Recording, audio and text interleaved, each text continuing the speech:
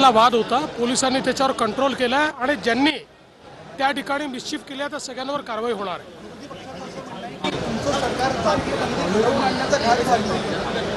विरोधी पक्षाला काही कामधंदा उरलेला नाही, त्याच्यामुळे मला माझा कशाला वेळ वाया घालवता त्यांच्या प्रश्नांवर। नरेंद्र मोदींच्या आजूबाजूला सगळे दांभिक लोक जमा झालेले आहेत, त्यांनी अजित पवार आणि सगळ्यांवरच ते। माझं एवढंच म्हणणं आहे की उद्धवजींनी एकदा आरसा पाहावा आणि त्यानंतर बोलावं।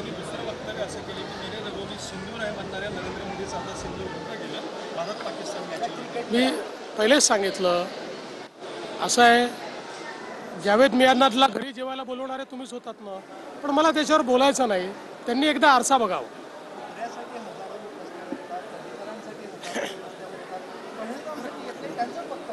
तुमच्याकडे काही विचारायला राहिलेलं दिसत नाही मला, त्याच्यामुळे चला।